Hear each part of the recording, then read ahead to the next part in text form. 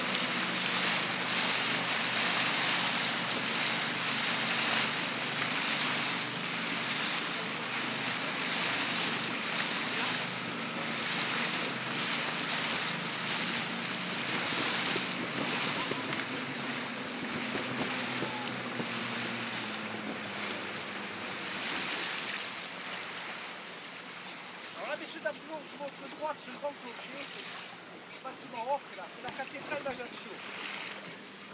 Cette cathédrale a vu le baptême de Napoléon Bonaparte.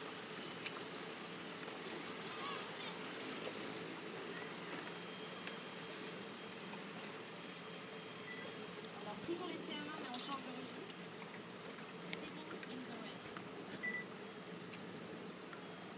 C'est de saison. Nous allons nous diriger vers le cimetière marin d'Ajaccio.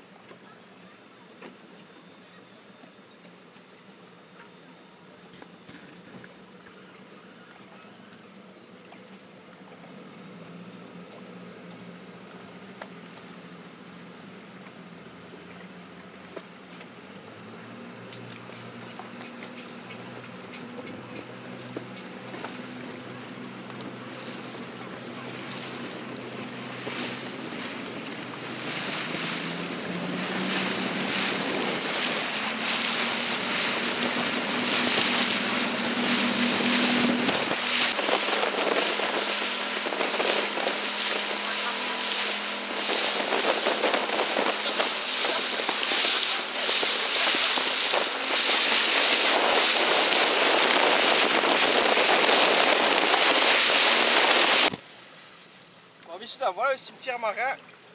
Bon, cimetière marin parce qu'il est au bord de mer, hein, pas parce qu'il n'y a que des marins enterrés.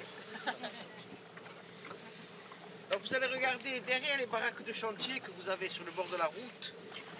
Vous avez une chapelle avec un dôme blanc, à peu près où il passe le bus. Voilà. Ah oui. Donc ça c'est la tombe de notre illustre chanteur corse, Tino Rossi.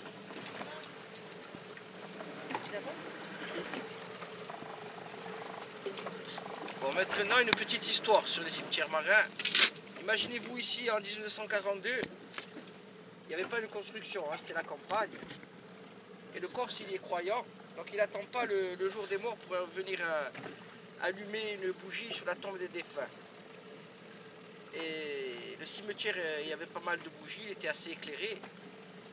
Et les Allemands ont vu ce petit village tout éclairé, ils ont pris ça pour Ajaccio. Et ils ont bombardé le cimetière, ils nous ont tué les morts. Ah, je déconne sur la fin, mais c'est une histoire vraie. Donc Ajaccio, grâce à ça, n'a jamais été touché par les bombardements. Donc maintenant, puisque je vous ai parlé de Tino Rossi, on va aller sur la pointe du Scoud et je vais vous montrer sa propriété. C'est plus la sienne maintenant. Si, enfin, c'est plus la Celle de son fils. C'est de son fils, Son nom, non? ouais. C'est son fils? Non pas, son fils est décédé aussi, c'est son Ah, petit-fils. il est décédé son fils. Ouais, Laurent il est décédé aussi, Ah, il c'est est un des fils de Laurent qui essaye de faire un musée. Ah.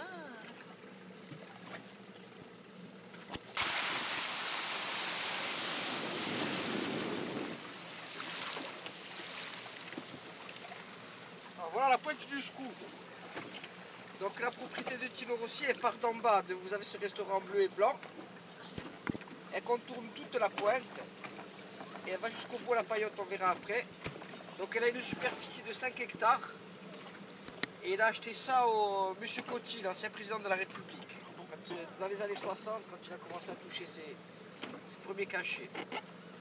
Donc et ce fameux restaurant bleu et blanc, pour ceux qui connaissaient un peu les chansons de Tino Rossi, c'est Marinella. Ou sa chanson Marinella. Des gens me portaient pas. Bon, on va avancer un peu maintenant. Vous allez pouvoir voir la maison sous la pinède.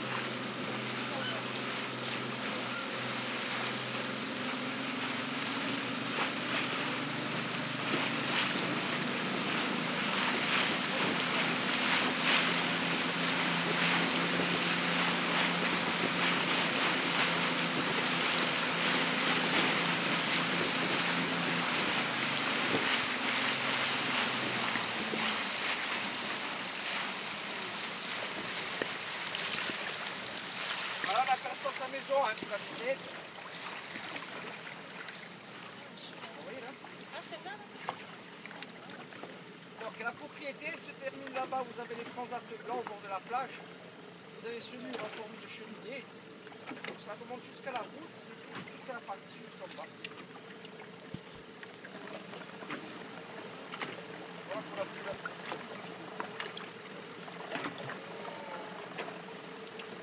Donc maintenant on va se diriger sur la plage du week-end. Je vous parlerai de la borde de la terre sacrée.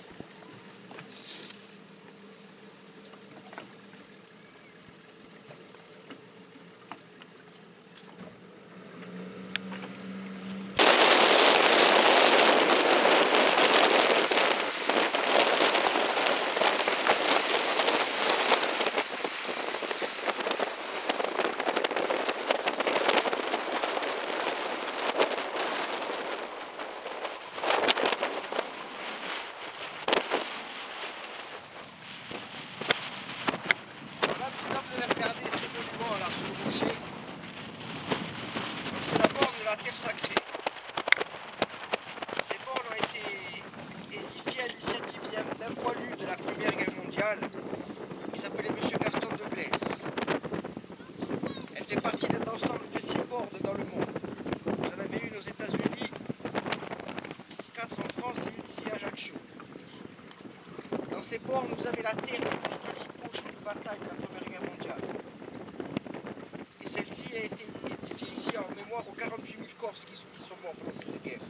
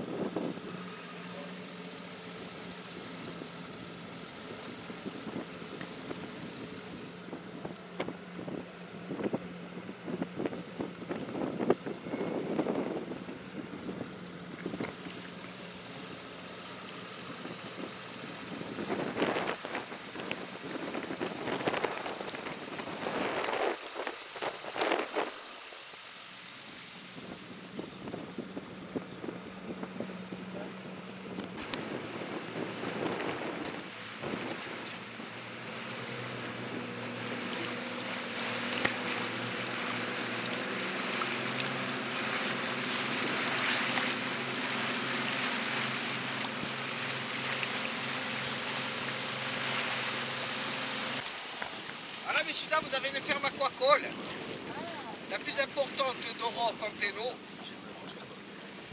Il y est élevé de la dorade, du loup et du maigre. Et ils y pêchent 250 tonnes de poissons par an. Si vous remarquez bien, vous en avez certaines qui sont couvertes. Oui. C'est là où il y a les alevins. C'est pour éviter la prédation des goélands et des cormorans qui viendraient se nourrir à l'intérieur.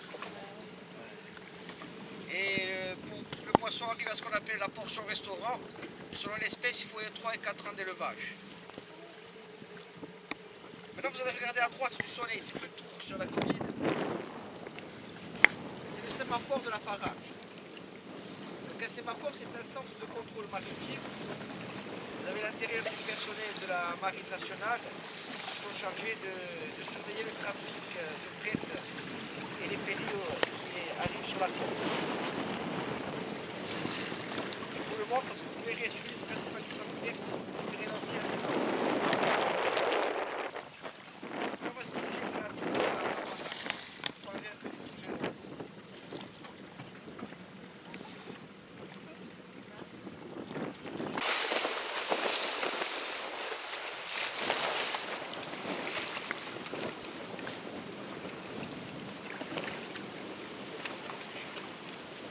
Alors les tours génoises, messieurs, dames, les premières ont apparu en Corse au XVe siècle et surtout autour du Cap Corse. Il y en avait environ une trentaine.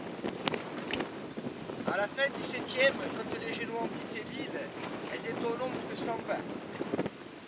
Il en reste aujourd'hui à peu près une soixantaine, en plus ou moins bon état. Donc ces tours, elles se suivaient toujours.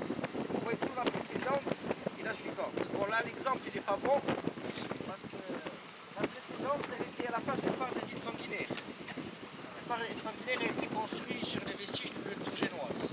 Par contre si vous regardez droit devant, c'est pour ça que je sors du golfe, sur la pointe qui donne au golfe de Lave, on voit les vestiges d'une tour. Donc dans ces tours, selon la commune, il y avait entre 3 et 6 gardiens. On les appelait les tourégianes.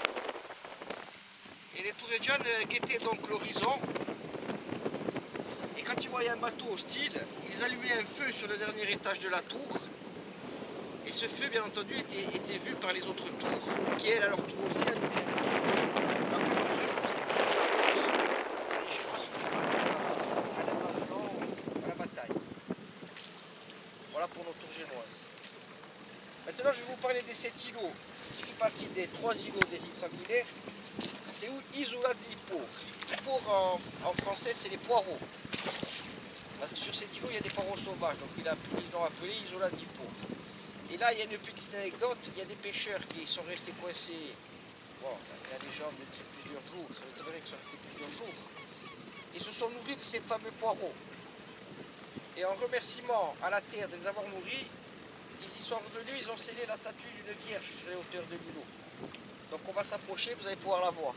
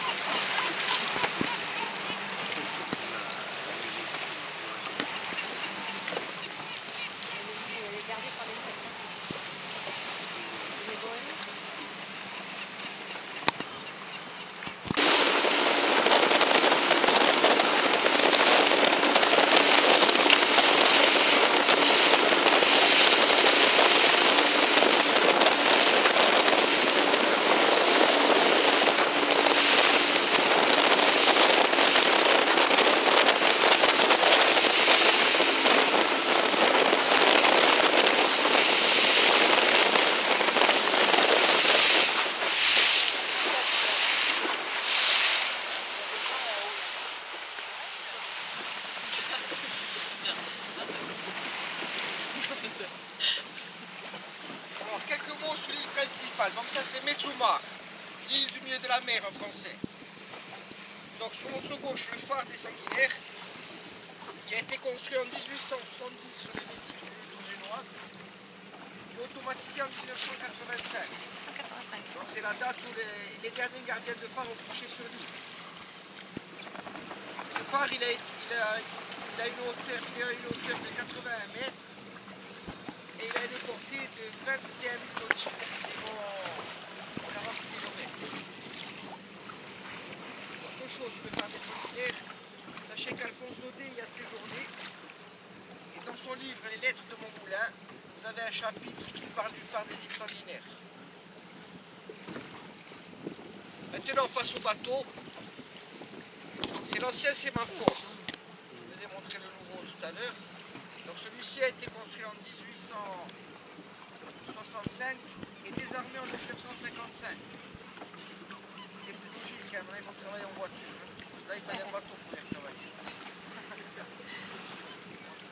Et après, sur la droite du phare, vous avez ces deux tours carrées. Ça s'appelle Castelbouche, petit château en français. Et ce n'est pas une tour génoise, c'est beaucoup plus vieux. C'est une tour pisane, elle est du XIIe siècle. Donc nous allons maintenant passer vers le tour de l'île et aller à l'embarcadère et je vous dirai pourquoi on appelle ces îles les îles Sanguinaires. Après, je vous libère pour aller faire une photo du jeu de soleil. Pas le vin, c'est pas moi, il est dans le bateau.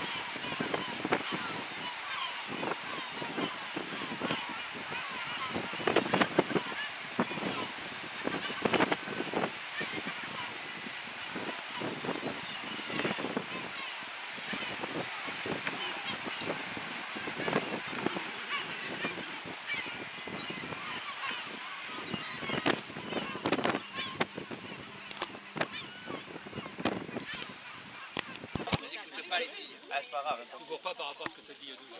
Pardon? Tu ne cours pas par rapport à ce que tu as dit il y a 2 jours. Oui, parce qu'on a retenu. Vous avez retenu les dates aussi? Oui, tout. Oh là là.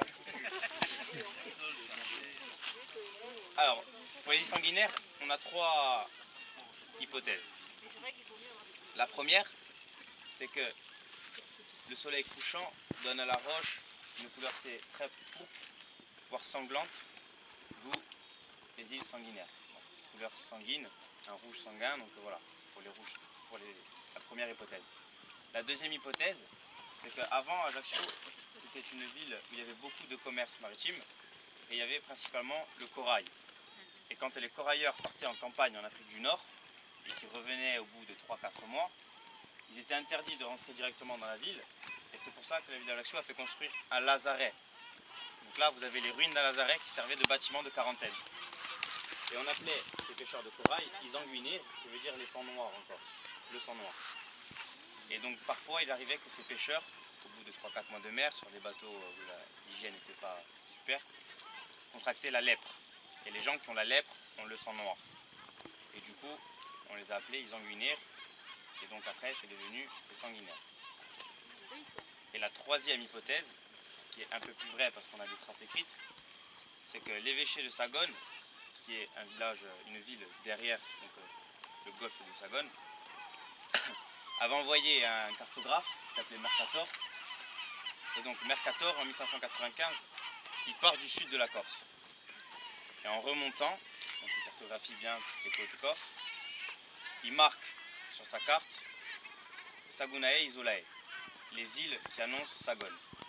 Comme il est parti du sud et que Sagone se trouve dans le nord, il est tombé sur les îles sanguinaires et il l'a appelé Sagunae Isolae. Donc si vous avez la chance un jour de visiter le Vatican, sur les cartes marines datant de cette époque, vous avez marqué Sagunae Isolae sur les cartes marines. Et donc voilà, après avec l'arrivée des Français au XVIIIe siècle, ça s'est transformé, il y a eu des déformations et ça a donné les îles sanguinaires. Donc voilà pour les 3 hypothèses des îles sanguinaires. Et derrière là vous avez le phare qui illumine, qui s'illumine. Donc chaque phare a son identité. Celui-là c'est 3 éclats blancs toutes les 15 secondes. Donc le phare il a été construit en 1844 et il a été automatisé en 85.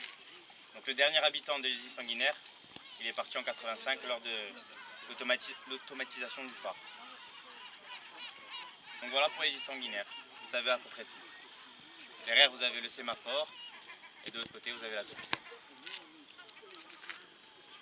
Donc c'est le phare le plus puissant de Corse. Hein. Il a une portée de 22 000, soit 44 km. Et quand vous venez du continent, c'est le premier phare que vous apercevez des côtes. Ça a été aussi le premier phare construit en Corse. Donc voilà pour les sanguinaires. Alors le sémaphore il a été vidé en 55. Du coup depuis 55 il n'y a personne qui est rentré dedans. Donc on peut rentrer dedans mais on ne sait pas trop ce qu'il y a dedans comme maladie ou... on ne sait pas si le plancher est en bois donc date. De l'extérieur il donne... il a bonne mine mais de l'intérieur on ne sait pas trop comment c'est en fait. Donc on déconseille aux gens de pénétrer dedans. Et le... Pardon? Ah ça je sais pas, il y a sûrement la ville d'Ajaccio. Mais après, moi je vous déconseille de rentrer dedans, on sait jamais. Marcher dans un endroit qui part en miettes, il a de l'âge quand même.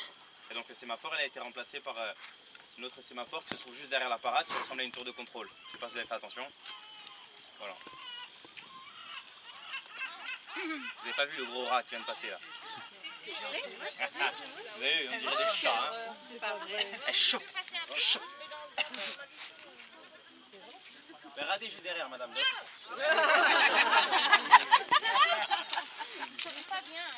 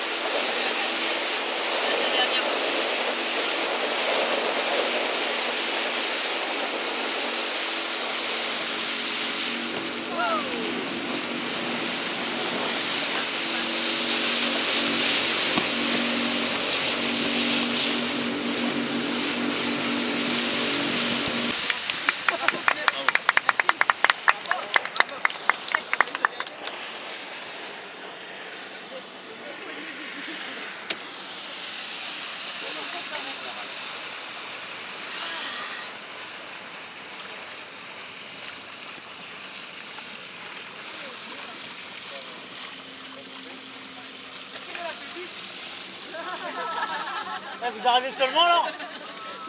Vous avez traîné, hein?